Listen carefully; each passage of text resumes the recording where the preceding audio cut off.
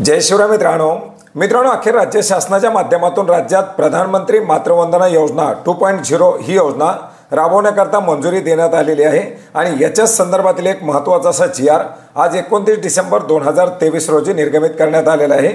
मित्रांनो, या GRच्या माध्यमातून योजना कशा प्रकारे राबवली जाणार आहे, याच्यासाठी लागणारे कागदपत्र, अटी शर्ती, पात्रता, दिले जाणारे लाभ या सर्वांच्या संदर्भातील सविस्तर अशी माहिती घेण्याचा प्रयत्न करणार आहोत।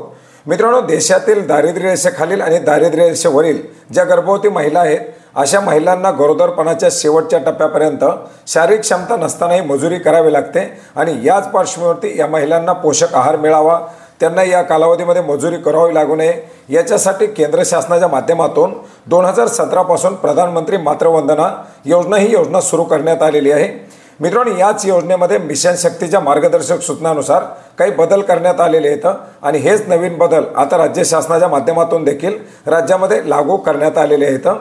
याच्यामध्ये आपण जर पाहिलं तर जे लाभ दिले जाणार आहेत याच्यामध्ये प्रधानमंत्री मातृवंदना योजना 2.0च्या अंतर्गत पहिल्या अपत्यासाठी महिलांना पहिल्या हप्त्यामध्ये 3000 रुपये, तर बाळाची जन्म नोंदणी, बालकास BCG, OPGRO, OPV 3 मात्रा किंवा पेंटाव्हेलेट लसीच्या 3 मात्रा झाल्यानंतर दुसरा हप्ता 2000 रुपयाचा दिला जाणार आहे। आणि जर त्याच कुटुंबामध्ये त्या स्त्रीला दुसरे अपत्य मुलगी झाल्यास मुलीच्या जन्मानंतर एकाच टप्प्यामध्ये 6000 रुपयाचा लाभ दिला जाणार आहे। अर्थात आता या महिलांच्या खात्यामध्ये डायरेक्टली बँक संलग्न खात्यात किंवा पोस्ट ऑफिसमधील खात्यामध्ये DBTद्वारे 11000 रुपये जमा केले जाणार आहेत। पहिल्या अपत्याच्या वेळेस 2 टप्प्यामध्ये 5000 रुपये आणि दुसऱ्या अपत्याच्या वेळी जर मुलगी जन्माला आली तर एकाच टप्प्यामध्ये 6000 रुपयाचा लाभ या योजनेच्या अंतर्गत दिला जाणार आहे।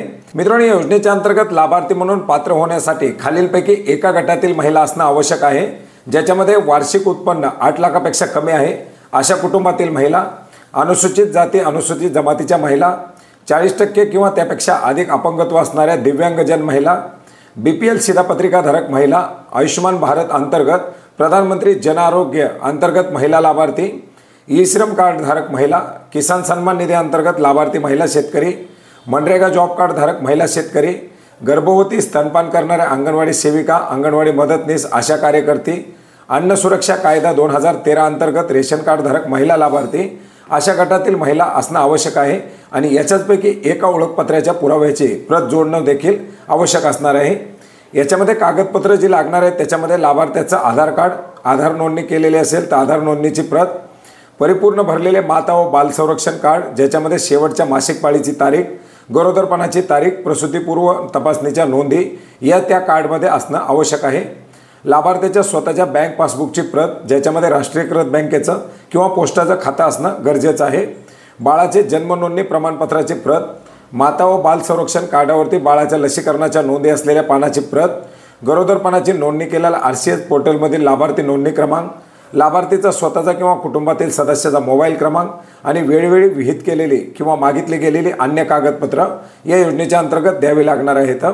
लाभार्थ्याकडे जर आधार कार्ड नसेल तर ओळखपत्रामध्ये बँकेचं पोस्ट ऑफिस किंवा ते जे इतर बँकेमधील पासबुक असेल अशा पासबुकची कॉपी, मतदार ओळखपत्र, रेशन कार्ड, किसान photo passbook, passport, driving licence, PAN card, job card, मनरेगाचं अशापैकी कुठलेही एक कागदपत्र या ठिकाणी पुरावा म्हणून दिलं तरी चालेल। मित्रांनो, याचप्रमाणे लाभ देण्याची कालमर्यादा देखील या योजनेसाठी निश्चित करण्यात आलेली आहे, ज्याच्यामध्ये पहिल्या अपत्यासाठी शेवटच्या मासिक पाळीच्या दिनांकापासून पूर्वी असणारा 730 दिवसाचा कालावधी कमी करून तो आता 570 दिवसावरती आणण्यात आलेला आहे।